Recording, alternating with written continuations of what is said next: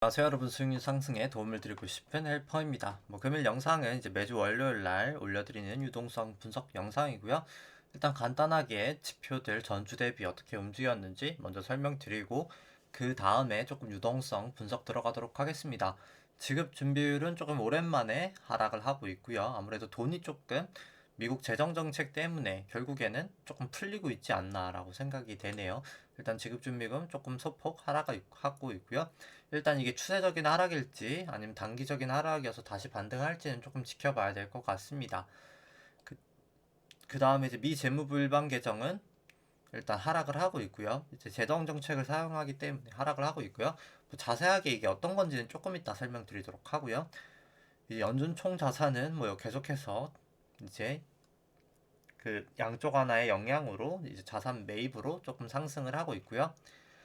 상업대출 이제 예대율 같은 경우에 또 하락을 하면서 61.3조, 61.3% 정도 기록을 하고 있습니다. 일단 계속 돈은 증가를 하고 있는 상태고요. 증가율은 그냥 참고로 보시면 될 것 같고, 실질금리는 계속해서 일단 마이너스 구간입니다. 일단 여기까지 일단 지표 변동된 건 설명드렸고요. 일단 바로 이제 다시 좀 복합적으로 지금 현재 유동성 상황을 말씀을 드리면은, 일단 증시 지금 마감 시장을 사실 보시는 분들도 대부분 다 코로나 이후로 아마 조금 주식시장에 유입되신 분들이 많지 않을까라고 생각을 합니다. 이렇게 S&P 기준으로 코로나 때 이후에 엄청난 상승이 있었고요.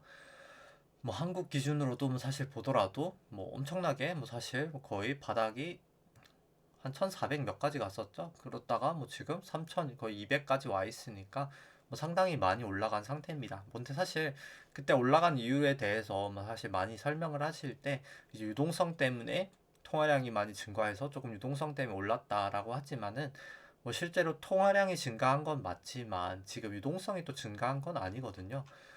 한번 이 수치를 보시면은 이게 상업은행, 미국 상업은행 예대율이거든요. 예금 대비 대출을 얼마나 많이 했냐라고 한 지표인데, 2000년도 닷컴 버블 때랑 이게 증시가 급락했었던, 이제 급등하고 그 다음에 급락을 했었던 2000년 닷컴 버블 때랑 2008년도 금융위기 때 한번 보시면은 예대율이 다 100% 정도가 됐었습니다. 그렇기 때문에 이럴 때는 진짜 그냥 유동성 때문에 증시가 올랐다라고 할 수 있는데, 지금은 아까 말씀드렸다시피 예대율이 61.3%거든요. 이 말 자체가 그냥 지금은 시중에 풀린 막대한 돈들이, 과거에는 보시면 예금이랑 대출이 이렇게 비슷하게 갔었는데 2008년도부터 유독 예금은 많이 증가하는 반면 대출은 많이 증가하지 못하는 사실을 보실 수가 있습니다.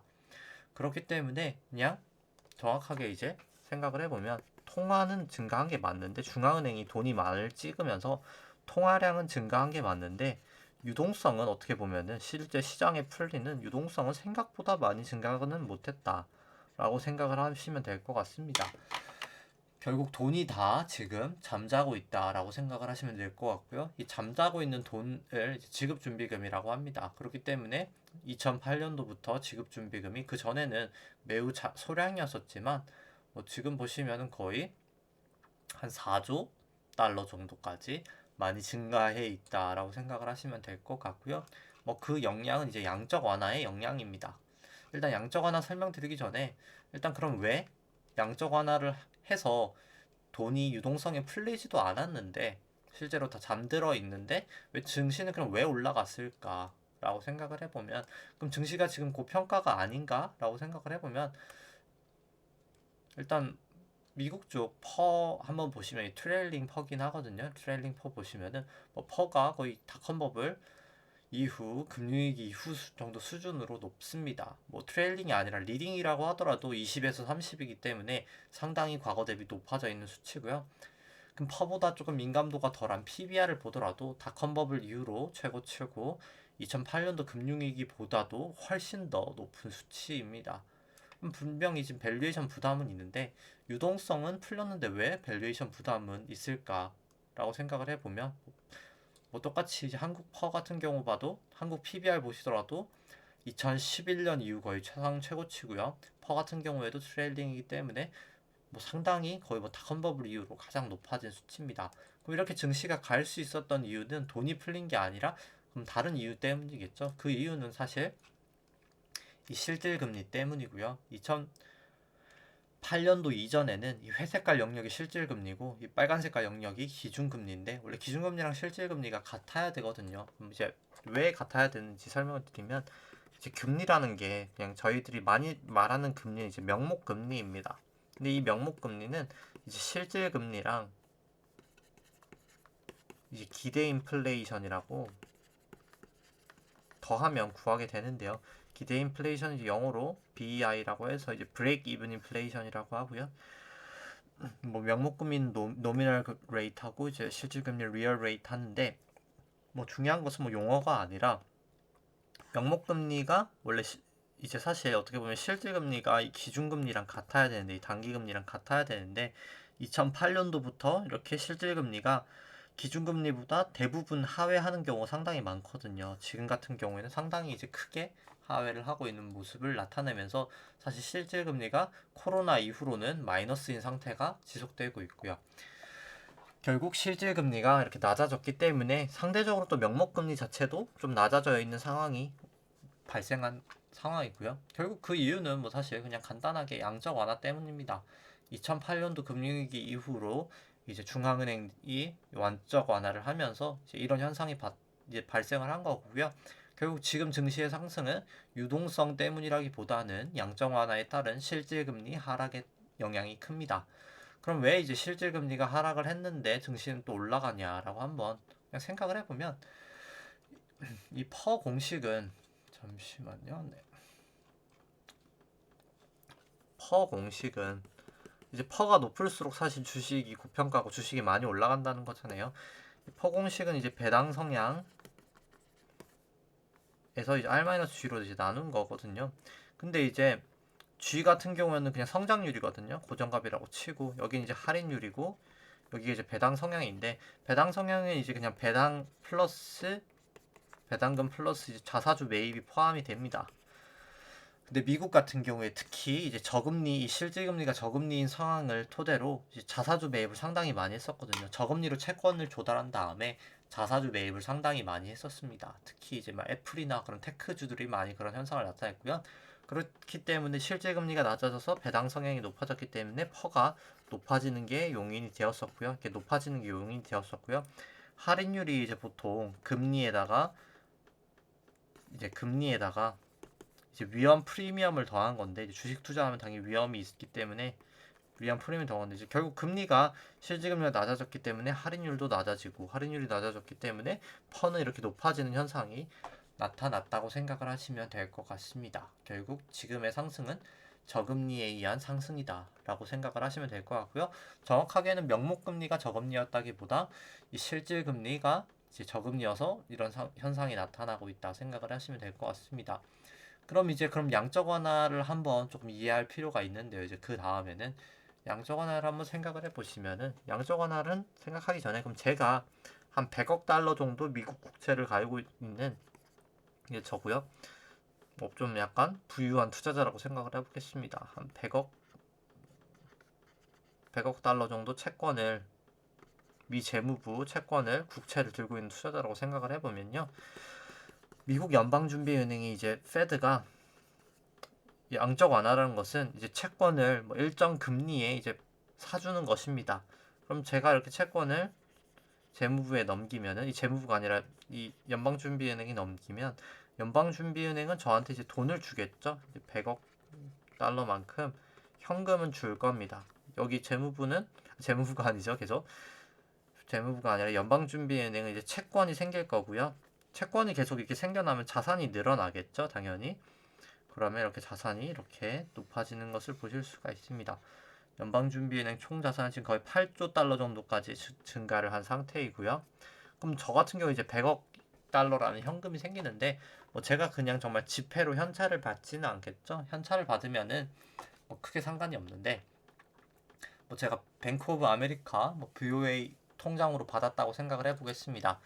그럼 제 예금에 이제 100억 달러가 증가를 하겠죠. 증가를 하면은 이 BOA가 한 7%에서 8%인 한 8억에서 7억에서 8억 달러 정도를 또 연방준비은행에 이제 지급준비금이라고 예치를 해야 됩니다. 그렇기 때문에 이제 돈이 이렇게 양적 완화를 하면 돈이 많이 풀리면서 이 지급준비금이 이렇게 증가를 하게 되고요. 제가 그냥 그 돈을 써버리면 지급준비금이 또 떨어지게 될 겁니다. 예금에 있는 돈을 써버리면 돈이 줄어들 텐데 지금은 예금이 그냥 증가만 하고 있어서 결국 시중에 돈이 안 풀리고 있어서 초과지급 준비금이 그냥 증가하는 단계다라고 보시면 될 것 같고요. 결국 이 돈이 이제 줄어들어야 실제로 시장에 돈이 풀린다라고 생각을 하시면 됩니다.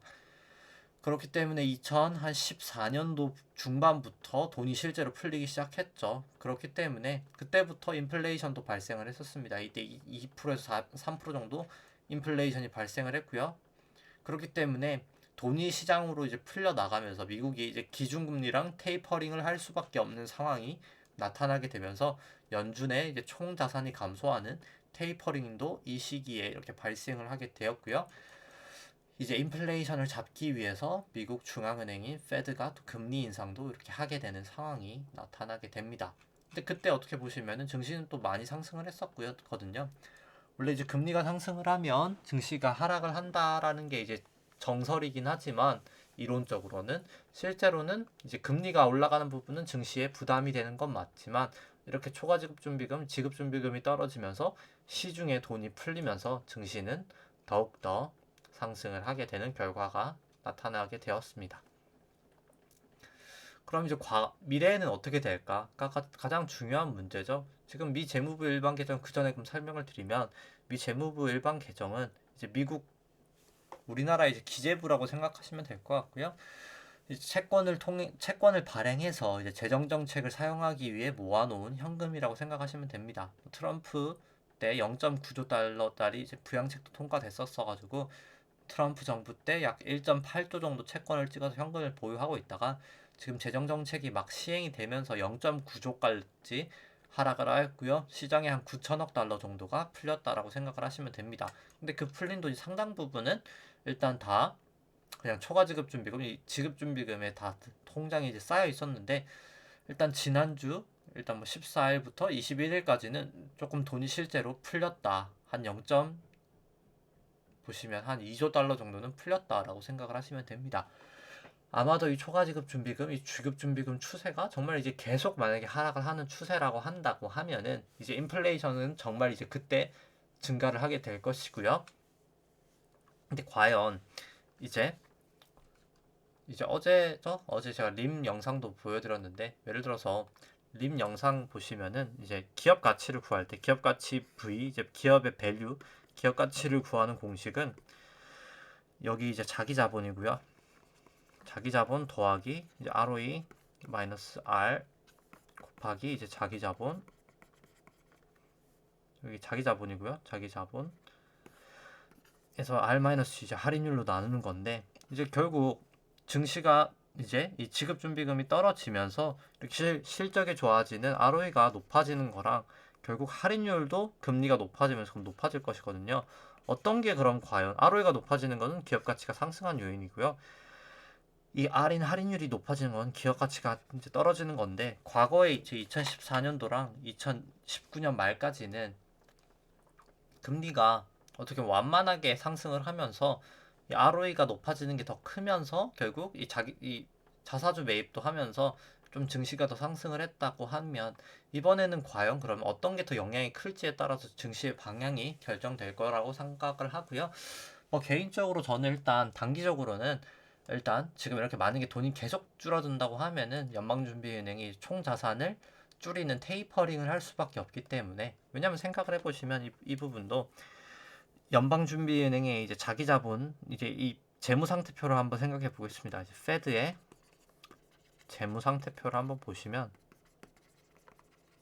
보통 BS라고 하죠. 이제 여기가 이제 자산이고 여기가 이제 부채고 여기가 이제 자본인데 뭐 자본은 그냥 고정이라고 생각을 하고요. 자산 같은 경우 여기가 이제 채권이라고 말씀드렸죠. 이제 채권들을 막 사놨을 겁니다. 채권들을 막 사놨을 거고요. 뭐 현금도 있을 수 있고요. 뭐 현금이나 채권들이 많을 텐데 여기 부채가 구성되는 게 아까 보여드렸던 이제 지급준비금이 있고요. 가장 큰 게. 그 다음에 이제 바로 위에 이제 미 재무부 일반 계정이 이제 보통 트레저리 제너럴 어카운트에서 재무부 일반 계정이 있고요. 그 다음에 이제 리버스 레포라고 해서 영레포가 있는데 뭐 가장 큰 게 이제 지급준비금이고요. 지금 TGA도 지금 떨어지고 있죠. TGA도 재정정책을 사용하면서 이제 떨어지고 있고 보통 레포는 그냥 고정값이라고 생각하시면 될 것 같고요. 레포거는 이제 큰 금액을 사용하기는 좀 힘들기 때문에 근데 이제 지급준비금이 만약에 시장에 돈이 풀리면서 이렇게 떨어지게 되면 부채가 이렇게 떨어지잖아요. 부채가 떨어지면 자본이 움직이지 않는 이상 자산은 감소시킬 수밖에 없습니다. 뭐 현재 리버스 레포 한도를 조금 올려서 이걸로 약간 조금 방어를 하려고 하지만 리버스 레포 자체는 규모에 대한 한계가 명확한 이제 계정이기 때문에 이 하락하는 폭을 다 막을 수 없기 때문에 자산 감소는 좀 불가피할 거라고 생각을 하고요. 예, 그 자산 감소를 보통 이제 테이퍼링이라고 하는데 테이퍼링이 결국 이 지급준비금이 떨어지고 이제 TGA가 떨어지면은 조금 발생할 수밖에 없습니다. 뭐 과거에는 이 TGA 재무 일반 계정이 하락할 때 그냥 다 초과 지급 준비금으로 다시 이제 쌓이면서 크게 문제는 없었지만 지금 일단 지급 준비금 자체도 일단 이렇게 줄어버리면 조금 증시에 이제 영향을 줄 수 있을 거라고 생각을 하고요. 길게 보면은 인플레이션이 발생하면서 증시에 긍정적이라고 생각을 하지만 일단 뭐 단기적으로는 테이퍼링이라는 악재로 인해서 증시가 조금 영향을 받을 수 있는 가능성은 충분히 있지 않을까라고 생각을 합니다. 그리고 일단 이번 같은 경우에는 이 돈이 워낙 많이 풀렸기 때문에 과거처럼 이렇게 완만히 떨어지지 않는 이상 인플레이션이 너무 강해 버리면 사실 할인율이 보통 ROE보다 미치는 영향이 크기 때문에 금리가 너무 올라가게 될 경우엔 증시가 조금 매우 크게 조정을 받을 수 있지 않을까라고 일단 개인적으로 생각을 하고 있습니다. 일단 그 부분을 계속 조금 중점적으로 봐야 될 것 같고요. 뭐 그 부분을 그냥 간단하게 예를 들어서 파동으로 설명을 드리더라도 뭐 개인적으로 저는 일단 그냥 일봉으로 보시면은 뭐 코스피 같은 경우에는 코로나 이후로 보시면 그냥 엘리어트 파동 이론으로 보더라도 뭐 여기까지가 1파, 여기가 2파, 여기가 3파, 여기가 4파, 여기가 지금 5파 상승주의라고 생각을 하고요. 이제 2파랑 4파 저점을 그어서 이렇게 3파 고점에다가 올려놓으면 채널링이라는 걸 할 수 있는데 원래는 이렇게 고점하고 고점도 닿아서 저는 좀 채널은 유효한 것 같고요. 이렇게 5파 고점을 넘어서 여기가 좀 그 5파이지 않을까라고 생각을 했었는데 일단 뭐 나스닥이나 뭐 여러 가지 파동을 봤을 때 S&P도 전고점을 다시 조금 넘어서 확률이 낮을 것 같고요. 여기까지 그럼 1파, 다시 마지막 이 5파에서 1파, 5파에서 2파, 5파에서 3파, 여기가 5파에서 4파, 여기서 5파에서 5파까지 진행이 지금 나오지 않을까. 1파, 2파, 3파, 4파, 5파 이런 식으로 나온 다음에 조금 크게 떨어지는 ABC 조정이 좀 나오지 않을까라고 생각을 하고 있습니다. 유동성으로도 아마 그때가 이제 조금 테이퍼링 우려가 나오는 그때 시점이지 않을까 판단을 하고 있고요. 뭐 중국 같은 경우에도 이 M1 나누기 M2가 지금 상당히 조금 위험한 모습을 나타내고 있어서 개인적으로는 약간 조금 조심을 해야 되지 않나 생각을 하고 있고요. 국내 같은 경우에도 이 M1 나누기 M2가 이제 낮을 때 항상 유동성이 없다는 말이거든요. IMF 때가 가장 없었기 때문에 위기가 발생했었고 2008년도 이제 금융위기 때도 두 번째로 낮았었기 때문에 중국 같은 경우 한번 보시면 2015년도 중반이 가장 낮았었죠. 그때 무슨 일이 터졌냐면 중국 증시가 이제 급락을 했었거든요. 뭐 그렇기 때문에 이번에도 그 정도 수준까지 지금 낮아져 있는데 2020년도 보시면 이때도 급락이 발생할 때 코로나 발생하기 전에도 보시면은 유동성이 그때도 없었었거든요. 그때도 뭐 물론 코로나의 영향이지만 조금 급락이 발생했었고요. 이번에 이제 코로나가 없음에도 불구하고 지금 돈이 상당히 없는 상태에서 시중에 풀릴 돈이 없기 때문에 뭐 저는 중국 쪽도 좋게 보고 있지는 않아서 중국발 좀 위기도 있을 수 있지 않을까 판단을 하고 있습니다. 일단 뭐 계속해서 뭐 중요한 것은 유동성 분석에서 중요한 것은 이 초과 지급 준비금이 지금 추세적으로 빠지는지 아니면 잠깐 이렇게 빠졌다가 올라가는 건지 이때처럼 잠깐 빠졌다가 올라가는 건지를 조금 체크를 해야 될 것 같고요. 일단 뭐 단기적으로는 엘리어트 파동으로도 좀 단기적인 상승은 더 예상이 되지만 그 이후에 조금 조정을 조심하시는 게 필요하지 않을까 생각을 하면서 조금 다음 영상 또 다음 주 영상에서 조금 다시 유동성 분석 체크를 해보도록 하겠습니다. 네, 좋아요와 구독 눌러주시면 감사하겠습니다. 이상입니다.